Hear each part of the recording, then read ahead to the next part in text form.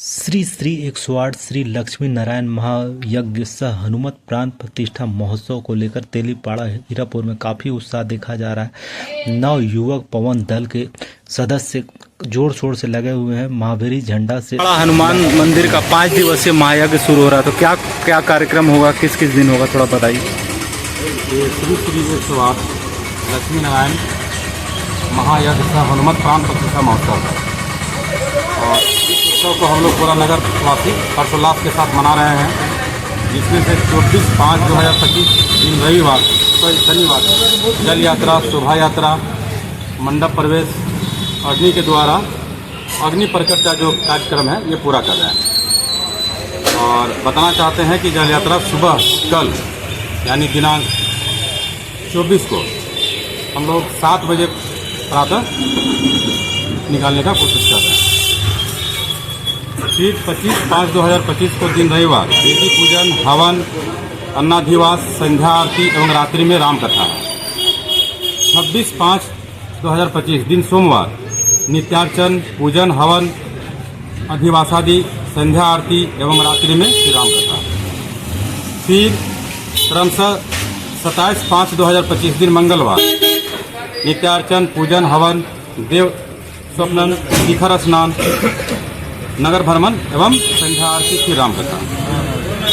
और 28 को दिन रविवार नित्यार्चन, पूजन, हवन, न्यायास, प्राण प्रतिष्ठा, जो हमारे हनुमान जी का मूर्ति है उनका प्राण प्रतिष्ठा होने का है, पूर्णाहुति, आरती एवं महाभंडारा एवं परामानुति विदाई। बाहर से भी कोई कलाकार आ रहे हैं क्या? हाँ, बाहर से हमारे जो भी यहाँ के पंडित जी हैं, पुरोहित हैं, सब बनारस से आ रहे हैं।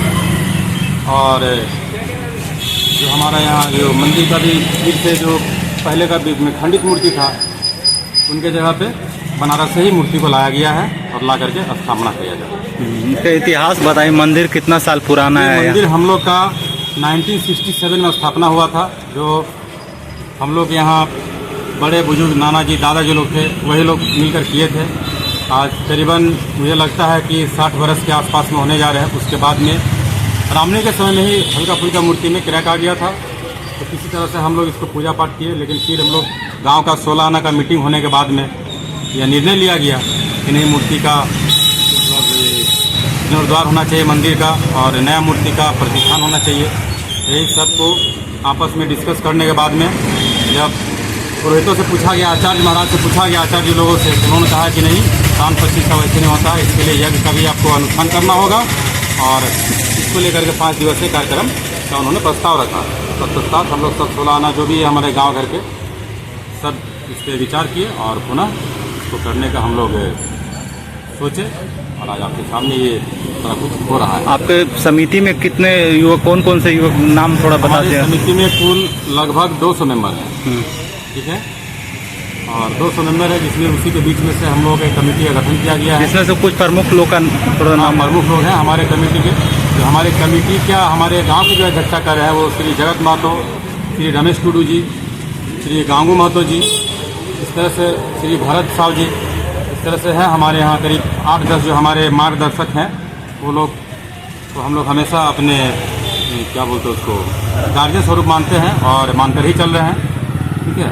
तो सब उन्हीं के द्वारा एक कमेटी का गठन किया गया है कि हम लोग जो नवयुवक हैं उसी में से और सब मिलकर के इस पूजा का अनुष्ठान कर रहे हैं। विधायक, सांसद इस सब निमंत्रण दिए? जी हाँ, विधायक महोदय को निमंत्रण दिया गया है और माननीय सांसद महोदय को भी निमंत्रण दिया गया है। उन लोग का आगमन हो रहा है, आ रहे हैं वो लोग, जल यात्रा में रहेंगे। शहरवासियों से क्या निवेदन करेंगे? शहरवासियों से ही निवेदन करेंगे कि जो यज्ञ हो रहा है शांति का प्रतीक है और प्रेम का प्रतीक है, एक दूसरे से भाईचारा रखें, ठीक है। क्योंकि हमारे मानवता में जितने भी कुछ आते हैं इस जग से हम चाहते हैं कि प्रेम, भाईचारा, शांति बनाए रखें और इसी को लेकर के हम लोग प्रभु का आराधना कर रहे हैं। अपना पूरा नाम बता दिए। मनोज महतो। आप क्या हो गए? नवयुवक पवन दल कमेटी के हम अध्यक्ष हुए, कमेटी के अध्यक्ष हुए।